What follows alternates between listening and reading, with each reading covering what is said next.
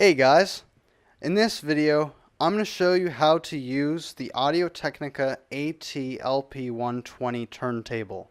Now I've already made a product review about this, but I'm just going to show you how to balance the tone arm and play a record.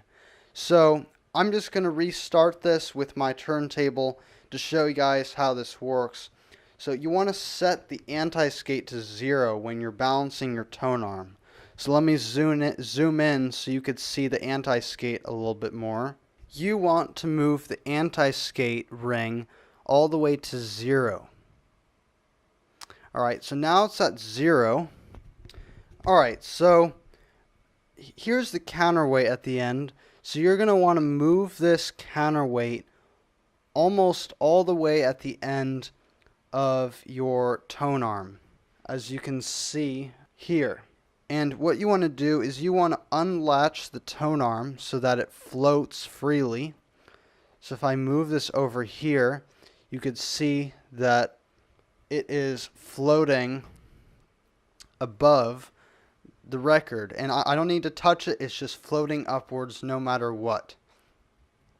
So what I want to do is I want to slowly move the counterweight over so that I'm going to turn it towards the stylus slowly, and then I'm going to try and find a balancing point.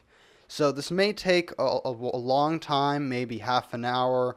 It depends how slowly you're moving it and how carefully you're moving it. So I'll be right back once you can see that it's balanced.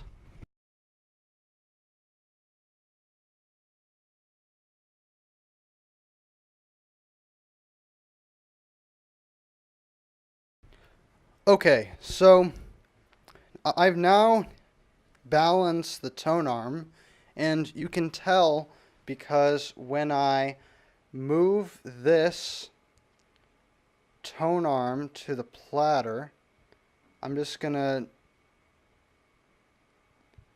hold this part in place, the part that moves the tone arm left and right, and when I hold it in place, you can see that the tone arm is balanced. I'm not touching anything else. My other hand is holding the microphone. It's not holding the tone arm at all. So this is how you can tell it's balanced. So I'm just going to bring my thumb underneath the tone arm so that if I try and move it back into place, the needle doesn't end up hitting against the platter. Alright, so now it is balanced. It is at 0.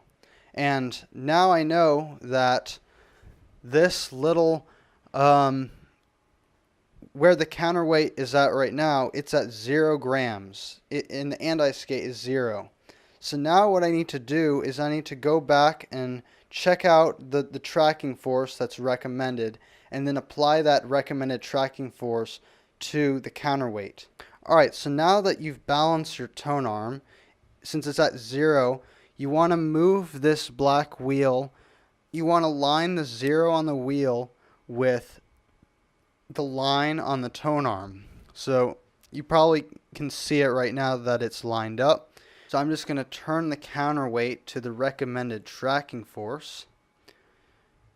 You want to make sure that your tone arm is locked when you do this, because otherwise it might, if you knock it off, it might accidentally hit something. So I'm just going to adjust it to 2, which is the recommended tracking force for this specific turntable. Alright, so now it's at 2 grams, and since I adjusted the counterweight to 2 grams, I'm going to adjust the anti-skate to that same amount. So let me move the camera over to the anti-skate feature. And you might not be able to tell from this angle, but I'm going to be looking over to try and match up the numbers on the wheel with the arrow. So let me just rotate it until the 2 gets to that arrow. Alright, so the anti-skate is set to 2.